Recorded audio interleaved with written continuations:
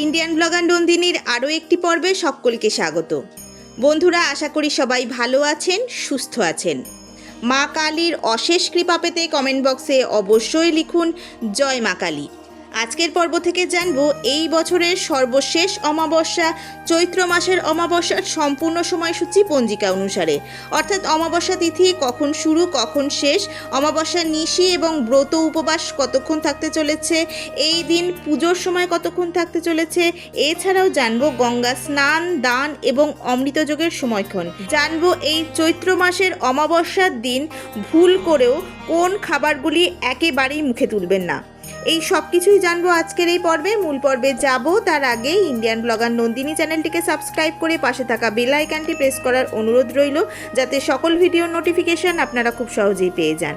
বিভিন্ন পূজাপাঠের পঞ্জিকা অনুসারে আপডেট পেতে অবশ্যই এই চ্যানেলটি সাবস্ক্রাইব করে নেবেন। চলুন শুরু করা যাক আজকের পর্ব। প্রতি বছর চৈত্র মাসের কৃষ্ণপক্ষের অমাবস্যা তিথিতে চৈত্র অমাবস্যা পড়ে। অন্যান্য অমাবস্যার তুলনায় এই চৈত্র মাসের অমাবস্যা অত্যন্ত গুরুত্বপূর্ণ, কারণ এটি বছরের সর্বশেষ অমাবস্যা। এছাড়াও এই মাসই নতুন বছরের সূচনা করে। এই দিনে মানুষ সকালে স্নান করে এবং তারপর পূর্বপুরুষদের জন্য তর্পণ, দান, শ্রাদ্ধ এবং পিণ্ডদান করে। চৈত্র অমাবস্যায় স্নান এবং দান করা অত্যন্ত পুণ্যকর কাজ বলে বিবেচিত হয়। তবে এবার চৈত্র মাসের অমাবস্যার একদিন আগে শ্রাদ্ধ এবং পিণ্ডদান করা হবে। এর কারণ চৈত্র মাসের অমাবস্যার শুভ সময় বিহিত। এই বছর চৈত্র মাসের অমাবস্যার ব্রহ্ম মুহূর্ত শুরু হবে ভোর 4:51 থেকে ভোর 5:39 পর্যন্ত। স্নানের জন্য এটি সর্বোত্তম সময়। চৈত্র অমাবস্যা তথা চৈত্র মাস শাস্ত্রমতে অত্যন্ত পবিত্র একটি মাস। তাই এই মাসে আমিষ খাদ্যদ্রব্য, মাছ, মাংস, ডিম পুরোপুরি বর্জন করা উচিত। এছাড়াও পেঁয়াজ, রসুন, বাসি খাবার, অ্যালকোহল, অতিরিক্ত তেল মশলার খাবার ও সাধারণ নুন ব্যবহার করা উচিত নয়। পরিবর্তে সন্দক লবণ ব্যবহার করতে পারেন। তবে সম্পূর্ণ চৈত্র মাস আমিষ খাদ্যদ্রব্য বর্জন করা সম্ভব না হলে অন্তত চৈত্র মাসের অমাবস্যার দিন এই নিয়মটি পালন করুন। চৈত্র মাসের বিশেষ করে চৈত্র নবরাত্রি চলার সময় সাধারণ নুন কম খাওয়া উচিত। যদি সম্ভব হয় তাহলে সেটি বর্জন করুন এবং সন্দক লবণ ব্যবহার করুন। পরিবর্তে আপনারা এই দিন সাবুদানার খিচুড়ি, মিষ্টি আলু এবং আলু জাতীয় মূল শাকসবজি গ্রহণ করতে পারেন। এছাড়াও শুকনো ফল এবং বাদাম, কাজু বাদাম এবং পেস্তা বাদামের মতো শুকনো ফল খাওয়া যেতে পারে। চৈত্র মাসের অমাবস্যা যারা পালন করবেন তারা নির্জলা উপবাস পালন না করতে পারলে ফলমূল, দুধ, জল এগুলি খেতে পারেন।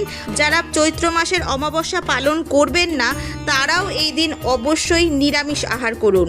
দরকার হলে এই দিন খিচুড়ি গ্রহণ করতে পারেন, সাথে যে কোনো নিরামিষ সবজি দিয়ে আহার সম্পন্ন করতে পারেন। এবার জেনে নেব এই বছরের সর্বশেষ অমাবস্যা অর্থাৎ চৈত্র মাসের অমাবস্যার সম্পূর্ণ সময়সূচি পঞ্জিকা অনুসারে। অমাবস্যা তিথি কখন শুরু কখন শেষ, অমাবস্যার নিশি এবং ব্রত উপবাস কবে পালিত হবে, অমাবস্যার দিন পুজো কখন সম্পন্ন করবেন।